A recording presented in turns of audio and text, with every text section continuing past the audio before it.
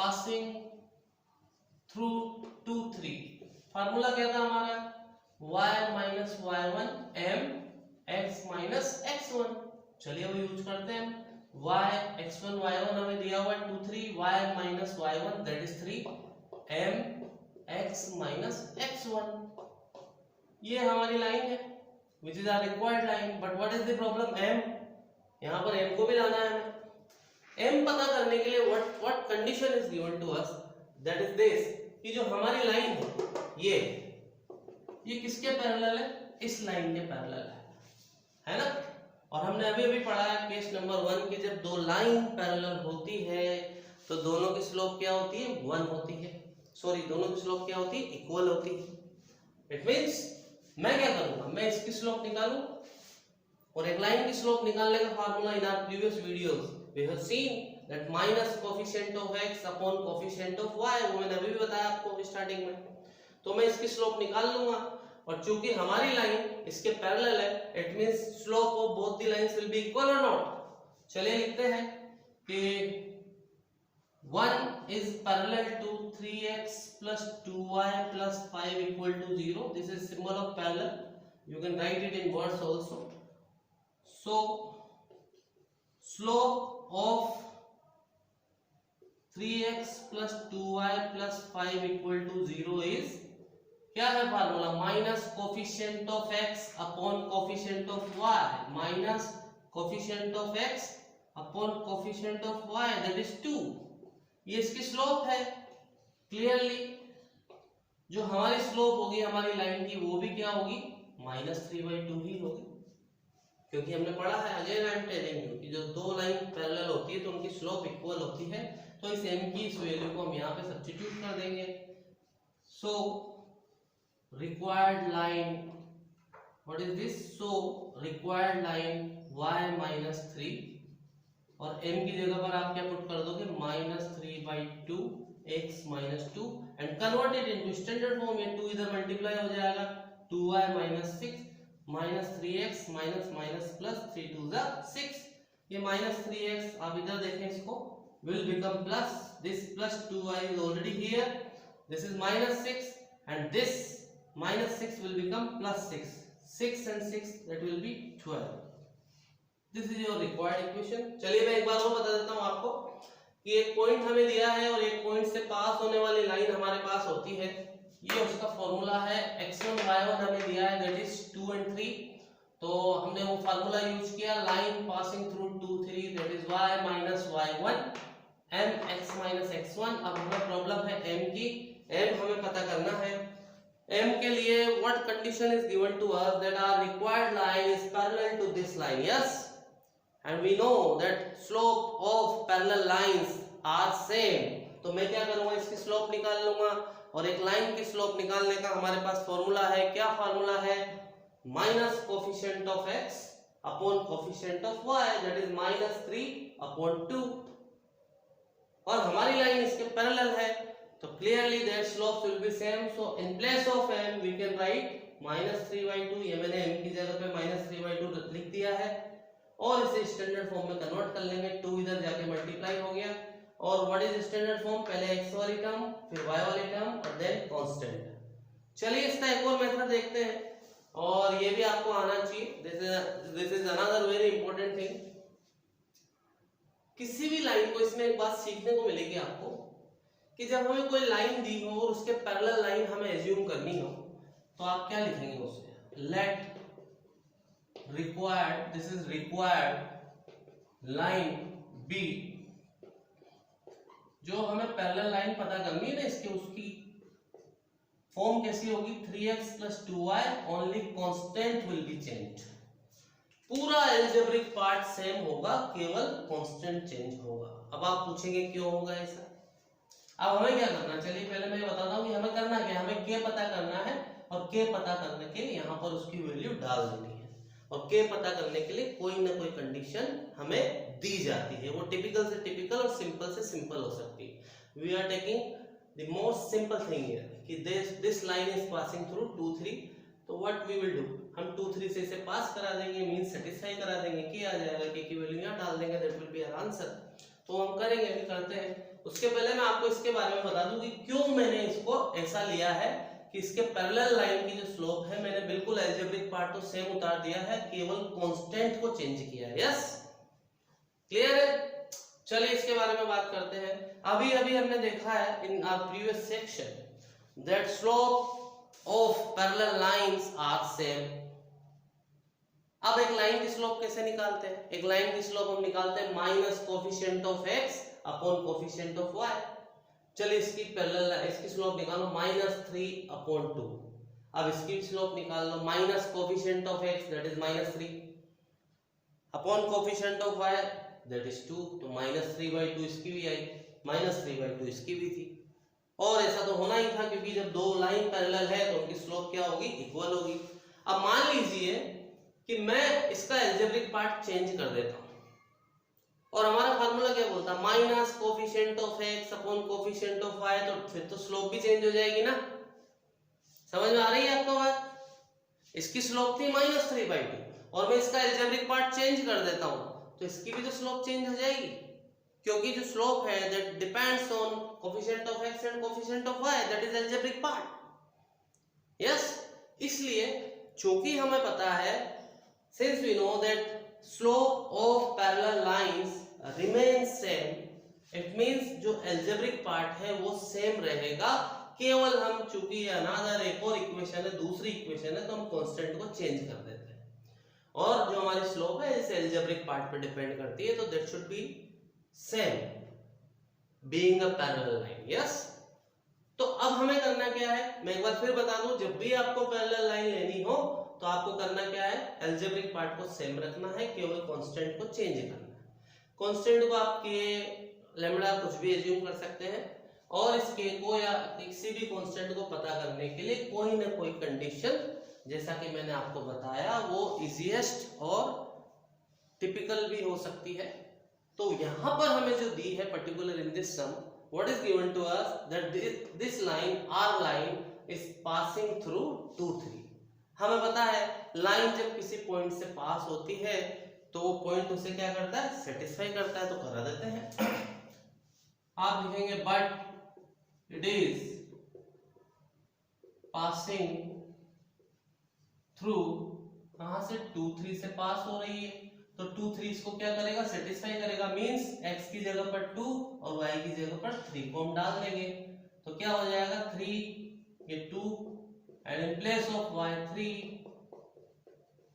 so this 3 2 is 6 and 2 3 is 6, this is 12, this 12 will become minus, okay, now put -12 here. So from 1 required line, what is that? 3x plus 2y और k की जगह पर क्या put करोगे आप? -12 equal to 0. You can write it like this or -12 will become +12 if you want to write like that also. आप देखिए दोनों कंडीशन में आंसर जो है बिल्कुल सेम है। कोई सा भी मेथड आप यूज कर सकते हैं और दोनों ही मेथड आपको क्लियर होने चाहिए। कभी कभी ऐसा होता है कि हमें दूसरी कंडीशन या दूसरे मेथड को अप्लाई नहीं कर पाते हैं, तो दोनों कंडीशन हमें आनी चाहिए, समझ में आनी चाहिए। I think this is clear to you students. तो one more sum I will take, ये मैंने लिया है पैरेलल लाइन के लिए, now I am taking it for perpendicular line. चलिए इस सम को चेंज करते हैं थोड़ा और बस इस पैरेलल की जगह में क्या लिख देता हूं? परपेंडिकुलर लाइन लिख देता हूं, है ना, तो पूरा सम थोड़ा सा चेंज हो जाएगा। चलिए अगेन इसके भी मैं आपको दो मेथड बताऊंगा और दोनों मेथड तकरीबन ऐसे ही हैं। इसमें भी जो सेकंड पार्ट है उसमें तो आपको काफी कुछ सीखने को मिलने वाला है। चलिए ये लेते हैं। This time find a line perpendicular to 3x, ये मैं दोबारा लिख देता हूं, perpendicular to this line which is passing through 2, 3। Yes, तो एक लाइन हमें पता करनी है अगेन जो कि इस लाइन के जो गिवन लाइन है इसके परपेंडिकुलर है and that is passing through 2, 3। चलिए इसमें फर्स्ट मेथड लेते हैं। Again we are given 1 point और एक पॉइंट से पास होने वाली लाइन हमारे पास है, जो मैंने यहाँ लिखा हुआ उसका formula y minus y1 and x minus x1। तो एक पॉइंट मुझे दिया है that line passing through 2 3 will be y minus y1, this is x1। अब प्रॉब्लम क्या है m, पहले पिछले सम में भी m की प्रॉब्लम थी और हमारी जो लाइन है पिछले सम में वो इसके पैरेलल थी, तो दोनों की स्लोप इक्वल थी। अब जो हमारी लाइन है वो इसकी क्या है, परपेंडिकुलर है। और हमने पढ़ा है इन आवर प्रीवियस सेक्शन कि दो परपेंडिकुलर लाइन की जो स्लोप है एक दूसरे का क्या होती है, नेगेटिव रेसिप्रोकल होती है। Yes students, negative reciprocal. और मैंने प्रैक्टिकली भी बताया आपको कि यदि एक लाइन की स्लोप है 3/2 तो उसके परपेंडिकुलर लाइन की स्लोप हो जाएगी उसका रेसिप्रोकल बट नेगेटिव -2/3। तो चलिए मैं निकालता हूं slope of that line is minus coefficient of x upon coefficient of y, that is -3/2. Yes, coefficient of x that is 3 and this is coefficient of y that is 2, -3/2. But R1 equation, which is our required equation 1, is perpendicular to this line. This is given to us. तो जो हमारी line की slope होगी जिसको कि मैंने m consider किया हुआ है वो क्या हो जाएगी, इसका नेगेटिव रेसिप्रोकल। तो इसका रेसिप्रोकल तो हो जाएगा उल्टा, और नेगेटिव करेंगे तो नेगेटिव और नेगेटिव क्या हो जाएगा, पॉजिटिव हो जाएगा। तो क्या हो जाएगी, -2/3। अगेन मैं बता दूं इसका जो रेसिप्रोकल हो जाएगा क्या हो जाएगा, नेगेटिव रेसिप्रोकल। ये रेसिप्रोकल मींस 1/, और नेगेटिव के लिए मैंने माइनस लगाया, माइनस से माइनस और ये 2/3। यस, तो n की जगह पर हम क्या पुट कर देंगे, 2/3। सो लाइन y -3 और m की जगह पे आ गया 2/3 x -2 and convert it into standard form. 3 इधर आ गया आपका 3y - 9 2x - 4 and what is your standard form, पहले x वाली टर्म प्लस 3y उधर जाके हो जाएगा माइनस, -9 उधर जाके हो जाएगा प्लस, तो +9 and -4 that will B +5। That is your required equation 2x - 3y + 5 = 0। चलिए इसका दूसरा मेथड भी देख लेते हैं। लेट रिक्वायर्ड लाइन बी, हमें इसके परपेंडिकुलर लाइन चाहिए, तो आपको क्या करना है, इस अलजेब्रिक पार्ट में x और y के कोफिशिएंट को इंटरचेंज करना है। क्यों करना है मैं आपको समझाता हूं। आपको करना क्या होता है, पैरेलल लाइन में तो अलजेब्रिक पार्ट सेम रहता है, कांस्टेंट डिफरेंट होता है, जैसा मैंने आपको बताया प्रीवियस सम में। लेकिन परपेंडिकुलर लाइन में क्या होता है, जो अलजेब्रिक पार्ट है उसमें दोनों जो कोफिशिएंट है x और y के वो इंटरचेंज हो जाते हैं। तो ये इधर 2 है, इधर आ जाएगा, और x का जो 3 है वो y के साथ चला जाएगा, और इनके बीच में जो ये साइन है ना, इस साइन को आप चेंज कर दें। चेंज मींस प्लस हो तो माइनस कर दें, माइनस हो तो प्लस कर दें। क्यों ऐसा कर दें वो मैं बताता हूं आपको। कांस्टेंट तो of course it will be change. तो एक जो परपेंडिकुलर लाइन होती है, पहले तो आप इसे समझ लें कि आपको क्या करना है, अलजेब्रिक पार्ट में x और y के कोफिशिएंट्स को इंटरचेंज करना है और बीच का साइन ही चेंज करना है। कांस्टेंट तो definitely it will be change. अब ऐसा क्यों करते हैं मैं समझा देता हूं आपको। ये इस लाइन की स्लोप निकालिए आप, इस लाइन की स्लोप होगी minus coefficient of x upon coefficient of y। Clear. अब आपको पता है परपेंडिकुलर लाइन की स्लोप क्या होती है, इसका नेगेटिव रेसिप्रोकल। आप इसका नेगेटिव रेसिप्रोकल तो करोगे तो क्या हो जाएगा, रेसिप्रोकल तो उल्टा हो जाएगा, और नेगेटिव हम करेंगे तो ये माइनस भी कैंसिल हो जाएगा, दैट विल बी 2/3, जैसा मैंने आपको यहाँ पर बताया। अब चलिए मींस इसके जो परपेंडिकुलर लाइन है उसकी स्लोप क्या होनी चाहिए, 2/3। तो चलिए इसकी स्लोप निकाल लेते हैं। इसकी स्लोप भी कैसे निकालेंगे, minus coefficient of x upon coefficient of y। What is coefficient of y, -3, ये माइनस माइनस कैंसिल, 2/3। देखिए सेम आया नहीं आया। तो बिकॉज ऑफ दिस कंडीशन कि जो परपेंडिकुलर लाइन की जो स्लोप होती है वो क्या होती है, नेगेटिव रेसिप्रोकल होती है। उस कंडीशन को दिमाग में रखते हुए, उस कंडीशन को मद्देनजर रखते हुए हमें ऐसा करना होता है। एक बार मैं फिर बता दूं कि क्या परपेंडिकुलर लाइन के लिए आप अलजेब्रिक पार्ट में से x और y के कोफिशिएंट को क्या करेंगे, इंटरचेंज करेंगे। y का कोफिशिएंट x के साथ जाएगा, x का कोफिशिएंट y के साथ जाएगा, और बीच के साइन को क्या कर देंगे, चेंज, ताकि वो नेगेटिव रेसिप्रोकल वाला कॉन्सेप्ट फुलफिल हो जाए। इस तरह से कांस्टेंट को चेंज करेंगे। और लाइक प्रीवियस सम, जो कांस्टेंट है उसको पता करने के लिए हमें कोई ना कोई कंडीशन दी जाएगी। As I told you earlier कि वो सिंपल से सिंपल और टिपिकल से टिपिकल हो सकती है। तो what is given to us that this is passing through, कहां से पास हो रही है ये लाइन, 2 3 से पास हो रही है। पास होने का मतलब है ये लाइन इसे सेटिस्फाई करेगी। तो चलिए इसे सेटिस्फाई करा देते हैं। मींस x की जगह पर 2 और y की जगह पर 3 को डाल देते हैं। सो ये 2 और ये y की जगह पे 3, ये हो गया 2 2 4 -9 -5, 4 -9 that is -5 and your k will be -5 will become +5. Yes, that will be +5. So इस 5 को यहाँ पे पुट कर देते हैं। So required line, what is the required line? 2x minus 3y plus 5 equal to 0। और अब आप देख सकते हैं दोनों ही आंसर सेम है। कोई सा भी मेथड आप अप्लाई कर सकते हैं, दोनों से आंसर सेम आएगा।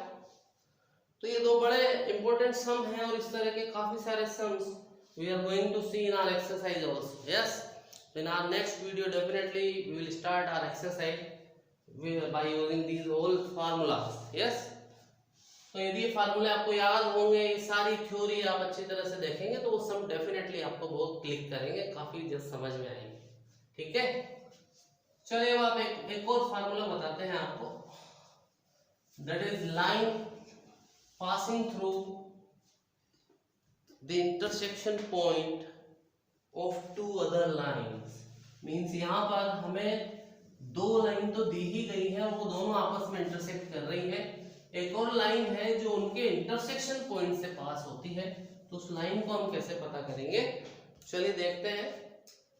ये एक लाइन है L1 and this is your another line L2 and one more line is passing through their intersection point। This is intersection point of both the line, of both the lines। ये दो line है L1 और L2, मैंने इन्हें नाम दिया है, और इनके इंटरसेक्शन पॉइंट से एक और लाइन पास हो रही है। इस लाइन की हमें इक्वेशन पता करनी है। What we are going to see, line passing through the intersection point of another two lines, जिनको कि मैंने L1 और L2 नाम दिया है। माना हमारे पास दो लाइन है, अगेन मैं बता दूं आपको, L1 और L2 वो दोनों या P पर कट कर रही हैं, means P is their intersection point. इस P से एक और लाइन पास हो रही है और उस लाइन की हमें इक्वेशन पता करनी है, और उस लाइन की इक्वेशन होती है L1 plus lambda L1 plus के L2 equal to 0। L1 plus के L2 इक्वल टू 0, कोई भी कांस्टेंट यहाँ पे यूज कर सकते हैं आप। के पता करने के लिए अगेन कोई ना कोई कंडीशन हमें दी जाती है, will follow that condition, will find K by using that condition, and उस के को हम यहाँ पर यूज करते हैं और हमारी लाइन आ जाती है। इक्वेशन एक सम समझ लेते हैं, इसके लिए हम छोटा सा, चलिए, find a line passing through the intersection point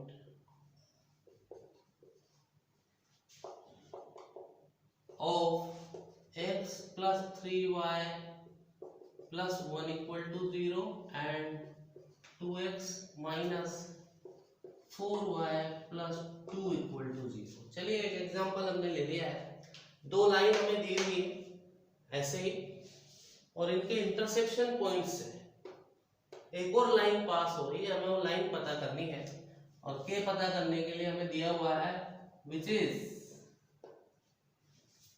this is simplest condition I am taking, passing through 2 3 2 3 से वो लाइन पास हो रही है, पास करा देंगे, के आ जाएगा, के की वैल्यू यहाँ डाल देंगे, very simple. there is no worry. Yes students, look at here, solution. What is our formula? L1 plus K L2 equal to 0. दो लाइन के इंटरसेक्शन पॉइंट से पास होने वाली जो लाइन है उसका फार्मूला क्या है? L1 जो कि फर्स्ट लाइन है प्लस K L2 जो कि सेकंड लाइन है इक्वल टू 0. चलिए सबसे पहले फार्मूला यूज करते हैं, फिर K पता करेंगे हम. L1, what is L1? x plus 3y plus 1 plus K L2, what is L2? 2x minus 4y plus 2 equal to 0. ठीक है, इसे थोड़ा सिंप्लीफाई करते हैं, है ना. चलिए ये x और ये x, यहां से x कॉमन आया, क्या बचा अंदर? 1, यहां से 1 और यहां से 2k. Now y is common, यहां पर बचा 3 और यहां पे minus 4k. Yes, and here constant is 1 and this is 2k plus equal to 0. हमने इसे स्टैंडर्ड फॉर्म में कन्वर्ट किया. ये x यहाँ पर भी है, यहाँ पर भी x को कॉमन लिया हमने, यहाँ बचा 1 प्लस 2k. y यहाँ भी है, यहाँ भी कॉमन लिया हमने, यहाँ पर है 3 और ये plus minus minus 4k and this is constant 1 and plus plus 2k. This is your constant. Now 1 is k पता करें. k पता करने के लिए what is the condition here? 2 3. This line is passing through 2 3, that is simplest condition. One is passing through 2 3, so what 2 3 will do? 2 3 will satisfy this equation, means x की जगह पर 2 और y की जगह पे 3 को पुट कर देंगे हम. तो देखिए क्या होता है कि जहां x है वहां हमने 2 डाल दिए, 1 plus 2k is going on. जहां y है हमने 3 डाल दिया,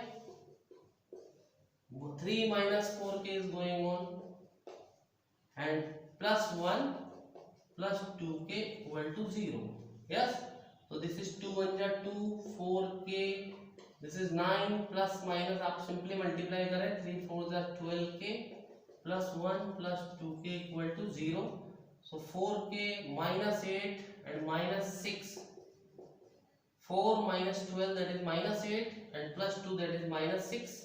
2 and 9 11 and 12 plus 12 equal to, और यहां से हो गया आपका minus 6k equal to minus 12, k will be 2. k आपका आ जाएगा 2. That you can solve it very easily.